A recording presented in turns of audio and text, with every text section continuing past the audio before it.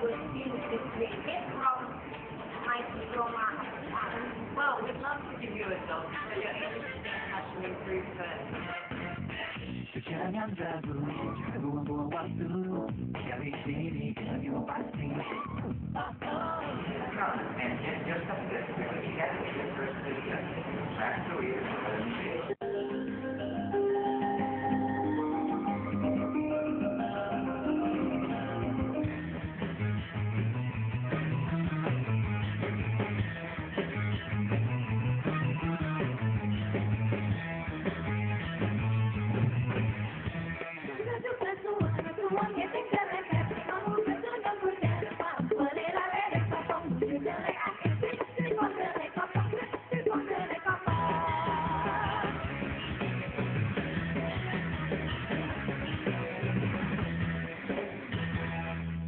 baik, masih di Pelengkung Gading dari kita masih berbicara mengenai peran PPAT Notaris di masyarakat bersama dengan 3 tamu kita malam hari ini, Bapak Muhammad Kamaludin Purnomo dari DPD Aspat Indonesia, Bapak Andreas Budi Susutio dari REI, dan juga Bapak Joko Sukisno, akademisi dan pengawas. Ya, kita masih menggunakan juga untuk bergabung di 0274580800. Ya, masih ada Mas Video juga. Ya. Nanti kalau nggak tak sebutkan, mutung nanti. Nggak farung lagi ya. Sudah mutung nggak farung lagi. Ya, mungkin Pak Joko, ini kalau kita melihat dari banyak notaris, PPAT dan sebagainya, fungsi pengawas ini sebenarnya seperti apa pengawasan yang dilakukan? Ya, terima kasih. Jadi dengan saya sederhanakan dulu bahwa pengawas dalam Undang-Undang 30 2004 itu berbeda dengan pengawasan yang dulu sebelumnya.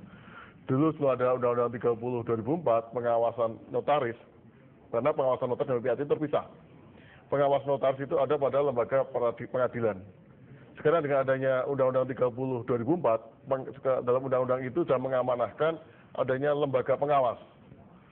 Oleh karena itu di tingkat 2 ada majelis pengawas daerah, kemudian di provinsi ada majelis pengawas wilayah, dan di tingkat pusat ada majelis pengawas pusat. Tugas daripada majelis pengawas ini pertama adalah mengadakan pengawasan pelaksanaan jabatan daripada notaris. Karena pengawas ini ada pada pengawas notaris. Bagaimana notaris melakukan pelaksanaan jabatan sesuai tidak dengan Undang-Undang 2030 2004 dalam pelaksanaan jabatan. Di samping itu, pengawas juga melakukan pengawasan bagaimana pelaksanaan kode etiknya. Mungkin dalam pelaksanaan jabatan kadang-kadang bisa melanggar kode etik. Namun sebenarnya dalam Undang-Undang 30 2004, di samping lembaga pengawas sebagai pengawas resmi, masyarakat secara tidak langsung itu juga bisa berperan sebagai pengawas. Baik, nanti kita akan perjalanan lagi masyarakat ini sebagai pengawas seperti apa konkretnya. Termasuk REI ya Pak ya? Termasuk REI sebagai pengguna daripada Ya, notaris. kita sekarang ke penelpon dulu Mas Video. Selamat malam, Pelengkung Gading. Selamat malam. Yes, dengan Bapak siapa di mana? Anto, bilang. Pak Anto, silakan. Mau tanya ini kalau kejadiannya itu notarisnya nggak beres. Kita beli tanah di Sleman dengan itu Ibu Paramita itu ya. Itu sekarang kan jadi tahanan gitu. Pertanyaannya Pak? Baik, terputus. Ini mungkin bagaimana? Apakah masih sah begitu barangkali ya karena notarisnya bermasalah begitu? Gimana Pak Kamali? Secara saya tidak akan menyebut orang ya, artinya secara manusiawi ya, manusiawi, notaris pun ya bisa kena masalah.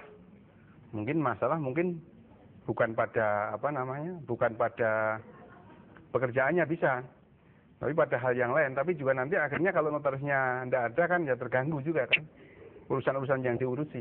Baik, produk hukum akta yang dihasilkan tadi sah, tetap sah ya. Sah. Tetapi itulah mengapa notaris harus berhati-hati Pak. Hati-hati sekali, jangan sampai kena masalah. Baik dalam bekerjanya, dengan hati-hati, cermat, karena itu keunggulannya di situ. Kemudian juga dalam kehidupan sehari-hari, juga jangan sampai kena masalah yang aneh-aneh begitu ya. Begitu yang bisa saya jawab. Baik. Ya, saya malah tanya ke Pak Joko, Pak Joko. Menyambung pertanyaan yang tadi Pak. Itu orang sudah beli terus aktanya disimpan. Itu sebenarnya sudah sah sebagai pembeli atau belum Pak? Sertifikatnya belum ada, belum diurus. Terima kasih. Ini juga perlu dipemahamkan pada masyarakat. Kapan sih jual beli itu terjadi peralihan hak milik atas tanah?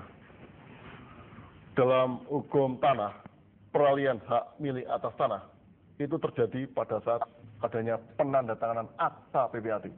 Jadi begitu akta PPAT ditandatangani, itu serasa sudah ada peralihan hak milik dari penjual kepada pembeli. Oleh karena itu, kepada penjual, itu harus hati-hati. Penjual mestinya harus baru mau menandatangani kalau penjual benar-benar sudah menerima pembayarannya. Kenapa? Karena di dalam akta PPAT itu, di samping sebagai alat bukti peralihan hak milik, akta PPAT juga berfungsi juga sebagai pengganti kwitansi pembayaran.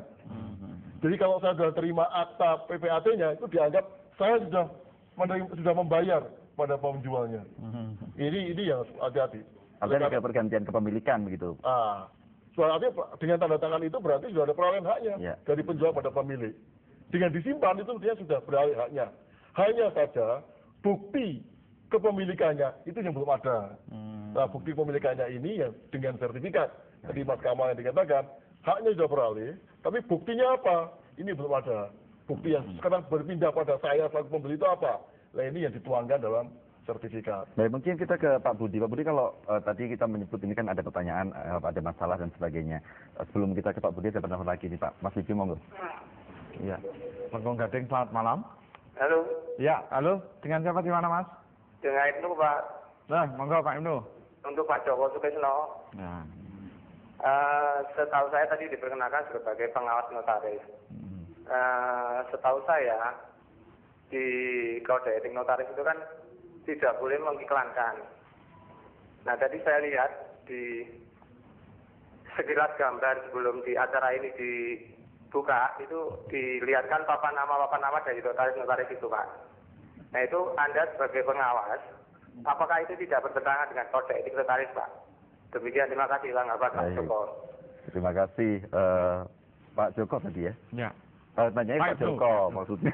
Ini berkaitan dengan gambar-gambar tadi, Pak, ini visualisasi itu apakah bisa dikategorikan iklan? Kita kan itu tadi penerangan, contoh ke masyarakat gitu ya Pak ya.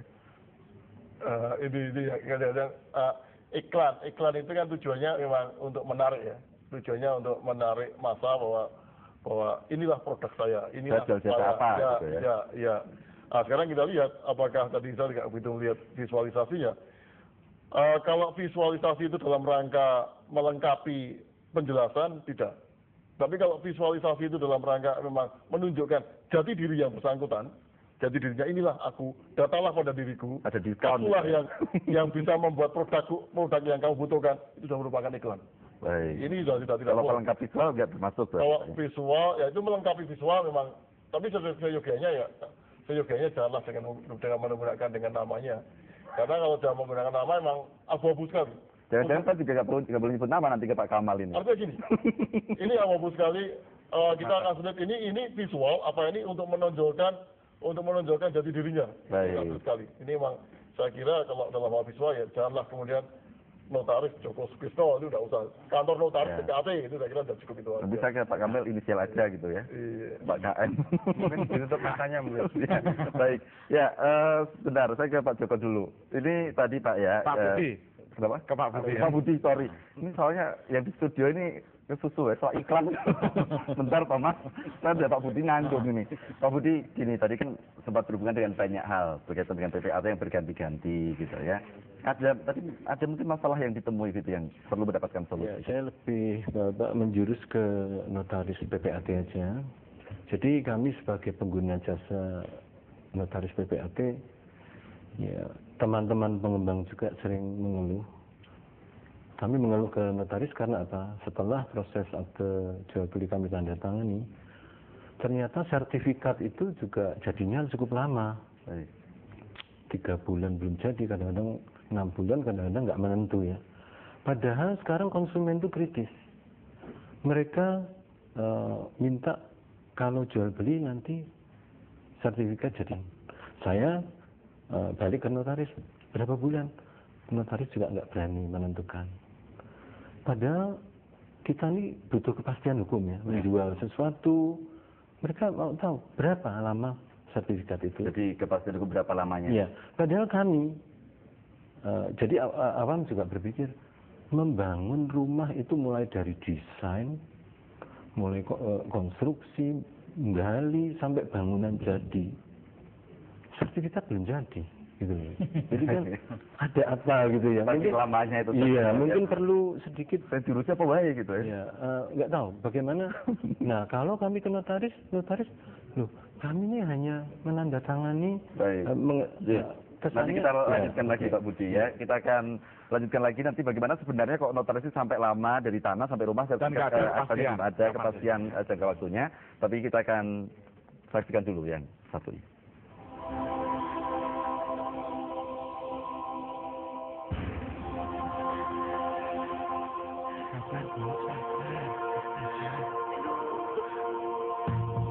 Tolong cari bantuan cepat, Pak. Gerakan Sayang Ibu mendata ibu hamil di wilayahnya dan mengumpulkan dana darurat untuk kepentingan ibu hamil.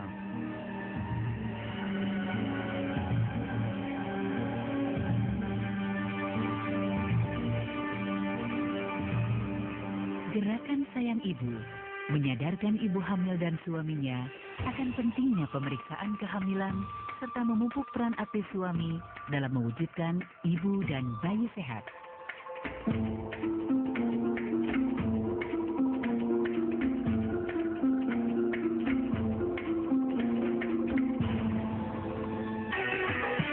Oke, selamat malam semuanya, yuk. Suntuk, pikiran tegang, nggak perlu bete. Stay tune di TVRI Jogja. Tonton Jos Joget saja. Kurang puas? Langsung aja datang ke halaman TVRI Jogja. Nikmati suasana segar, bisa joget bareng-bareng, hitung-hitung olahraga. Dijamin badan dan pikiran akan menjadi fresh. Esok harinya bisa memulai lagi aktivitas, mau bekerja, belajar dengan badan seger. Jangan lewatkan Jos Joget saja setiap hari Jumat mulai pukul 21.30 waktu Indonesia Barat, langsung dari halaman depan TVRI Jogja.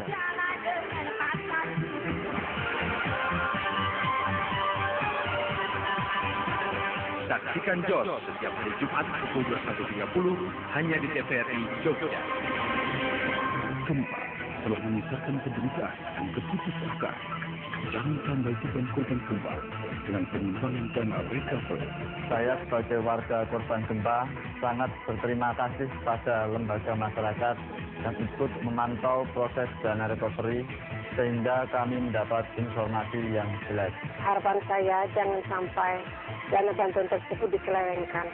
Karena kami sebagai korban gempa sudah jatuh, jangan sampai tertimpa tangga. Kalaupun sampai terjadi penyelewengan, kemana kami harus melapor?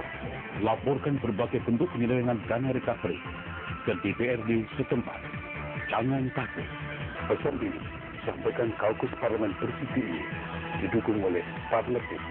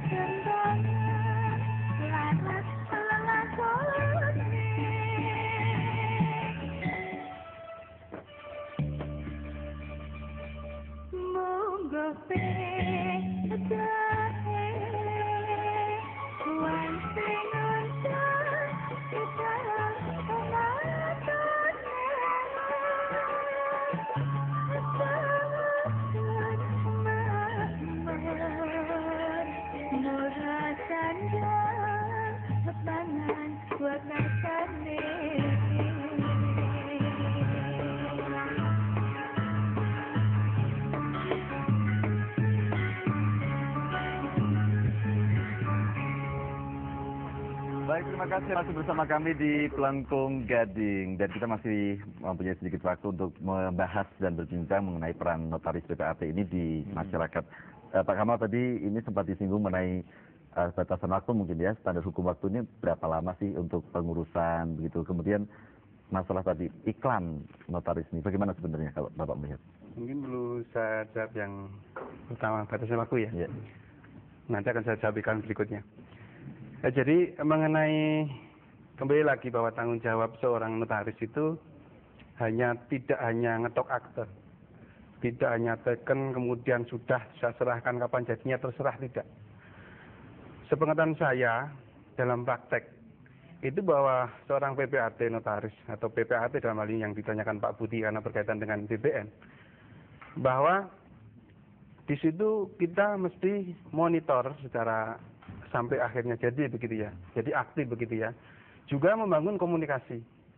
Jadi selama komunikasi itu dibangun dengan baik, sebenarnya BPN itu punya SOP apa namanya, standar operation prosedur ya.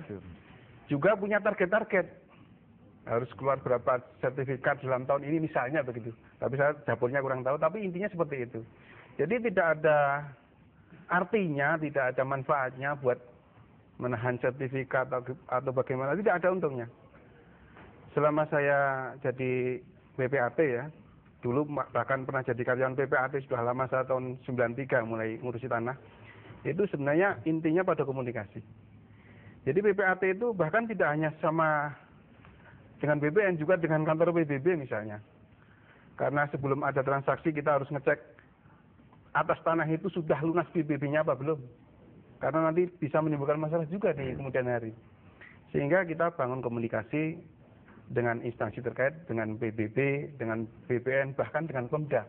Tapi ada batasan waktu ideal nggak untuk pengurusan sampai selesai gitu nih Pak? Ada, dalam SOP tapi saya nggak apa, ada Pak Budi. Tapi ada Pak ya? Ada di sana. Dan transparan Pak. Jadi bisa, pemohon itu bisa dipersilahkan langsung ngecek umpamanya notarisnya kira-kira ngapusi gitu ya, langsung aja ke BPN berkasnya sampai di mana. Baik, kalau tadi Pak, ini berkaitan mungkin pertanyaan tadi ya, yang kita di visual tadi mungkin ada juga penjelasan. Masalah visualisasi tadi mungkin nanti timbul kekhawatiran kepada siapa yang disyuting tadi ya. Jadi semangat kami Pak, semangat kami awalnya bahwa perlu adanya sosialisasi peran dan fungsi notaris dalam masyarakat. Itu terbukti dengan adanya banyak pertanyaan. Mungkin nanti sampai habis waktunya ini masih ada pertanyaan ya. Itu betapa masyarakat butuh penerangan tentang itu. Kemudian juga kita sedang ketika mau mengadakan acara ini juga hati-hati Pak. Kita sowan dulu kepada Ibu Kanwil Pertanahan Provinsi Dki Jakarta, juga Ibu Kanwil Departemen Kehakiman. Beliau sangat mendukung, setuju dengan adanya ini. Karena ini memang dibutuhkan oleh masyarakat. Dan saya tanya Pak Budi selaku pengguna jasa notaris ya perlu sekali memang. Ya, baik. Dan menyinggung masyarakat ini, kan masyarakat juga punya peran untuk ngawasi. Terus realnya pengawasannya gimana? Kalau menemukan kejanggalan tuh terus lapor kemana gitu ya? Pak Joko. Pak Joko. Terima kasih. Ini tadi kami sebutkan bahwa pengawasan memang secara formal ada pada lembaga pengawas. Namun dari samping itu, undang-undang juga memungkinkan masyarakat secara tidak langsung melakukan pengawasan. Dalam hal apa? Misalnya dalam ada pelanggaran kode etik. apabila masyarakat menemui ada pelanggaran kode etik yang dilakukan oleh notaris, masyarakat bisa mengadukan hal itu kepada Majelis Pengawas Daerah. Itu Majelis Pengawas Daerah di tingkat 2. Contohnya misalnya ada pengiklanan, itu dalam kode etik kan tidak boleh. Maka kalau masyarakat melihat ada hal semacam itu, dia pelanggaran kode etik, maka dia bisa melaporkan hal itu kepada Majelis Pengawas Daerah. Alamatnya di mana, Pak? Majelis Pengawas Daerah ini di masing-masing tingkat 2 ada, Pak. Jadi ada. Saya kurang tidak apa karena di sini ada 5 Majelis MPD, di masing-masing itu ada. Jadi nanti bisa ditanyakan di Departemen Hukum dan HAM, itu di mana masing-masing tingkat 2 itu Majelis Pengawas Daerahnya. Di samping itu juga bisa, misalnya ada masyarakat yang merasa dirugikan dari pelayanan notaris yang bersangkutan. Ada kerugian dari pelayanan itu, dia juga bisa mengadukan kepada Majelis Pengawas Daerah secara tidak langsung. Jadi dia ada pengawasan tidak langsung. Atau melihat ada notaris yang melaksanakan pekerjaannya, melaksanakan jabatannya, melanggar undang-undang. Dia tahu, loh ini Pak Kamal, mestinya dia wilayahnya Provinsi DIY. Tapi dia membuat akte di Muntilan. Nah, ini juga pelanggaran jabatan. Ini masyarakat bisa melaporkan pelaksanaan jabatan ini, pelanggaran ini pada Majelis Pengawas Daerah. Masyarakat harus bisa mencermati juga. Iya, jadi tidak hanya lembaga pengawas, masyarakat pun bisa. Iya, Pak Budi mungkin karena sebagai juga dari RE ini termasuk yang sering memanfaatkan jasa PPAT notaris. Harapannya nanti ke depan seperti apa ini Pak yang akan bisa dilakukan? Ya, harapan kami agar supaya notaris itu lebih profesional ya, karena namanya aja pejabat ya pembuat akte tanah. Jadi sebagai awam, sebagai pengembang, sebagai masyarakat, ya melihat notaris itu ya pejabat yang betul-betul ya bisa menyelesaikan apa ya masalah jual beli itu secara tuntas gitu ya, diselesaikan secara tuntas. Tentunya kembali masalah yang kita hadapi sampai sekarang kan waktu penyelesaian. Pastian sertifikatnya Firman. Padahal sertifikat itu kan fungsinya selain untuk bukti kepemilikan, itu bisa untuk jaminan utang ya Pak ya. Ya, oke, Pak Kamal, ini karena mungkin juga banyak hal berkaitan dengan notaris, PPAT yang masyarakat belum mengetahui. Berkaitan ke depan apa yang akan dilakukan sosialisasi dan ke dalam sendiri secara internal begitu ya, bagaimana menguatkan masing-masing notaris bisa bersama-sama memberikan pelayanan yang baik kepada masyarakat. Ini bagaimana? Memang itu tujuan kita. Antara lain kita mengadakan kegiatan ini kan untuk itu. Jadi kita sebagai notaris perlu transparan juga, kita sosialisasikan juga biar masyarakat tahu peran dan fungsi notaris. Kemudian dalam hari ini pengawas, ternyata ada pengawas notarisnya. Masyarakat juga mungkin pada malam hari ini jadi tahu bahwa ternyata ada pengawasnya. Bahwa masyarakat juga bisa mengawasi. Bisa mengawasi juga. Nanti kalau kurang beres lapor ke Dewan Pengawas. Baik. Jadi hal seperti ini penting dilakukan supaya kesadaran masyarakat tentang pengetahuan tentang fungsi notaris dan PPAT itu terlaksana. Di samping juga bahwa notaris juga tidak akan enak-enak bekerja dengan tidak bertanggung jawab misalnya ya. Dengan adanya pengawasan-pengawasan yang seperti ini masyarakat tahu fungsi dan perannya, nanti justru akan semakin baik. Meningkatkan kinerja. Ya, baik, terima kasih sekali Matur Sembandung. Kita berikan aplaus yang meriah sekali lagi. Luar biasa, terima kasih Pak Kamal, Pak Budi, Pak Joko telah bersama-sama kita malam hari ini. Dan juga terima kasih untuk Bapak Ibu sekalian yang telah rawuh ke Studio 1 TVRI Jogja di Plengkung Gading. Dan pemirsa, kita telah sampai pada penghujung acara Plengkung Gading yang semoga bisa memberikan gambaran kepada kita bagaimana peran serta notaris dan bagaimana bahwa sebenarnya masyarakat ini juga ikut dan wajib untuk bersama-sama mengawasi kinerja. Dan terima kasih sekali untuk kalian yang telah bersama kami, juga untuk seluruh narasumber yang telah hadir, juga Ani Aspati, Asosiasi Notaris Indonesia, Asosiasi Pejabat Pembuat Akta Tanah Indonesia, Kalidi Arts Organizer, Punokawan Batik, Bapak Margiono, pimpinan campur sari Surya Manunggal, beserta penyanyi dan juga musisinya, dan tentu saja Sanggar Pelangi Sound System, juga untuk Mbak Novi, koreografer Canting Dance Company, Color Models Asmat Pro, dan seluruh pihak yang tidak bisa kami sebutkan satu persatu. Dan akhirnya saya Firi Anggara, juga Mas Dibyo. Kita undur diri malam hari ini, kita akan berjumpa lagi dalam Plengkung Gading. Terima kasih dan selamat malam.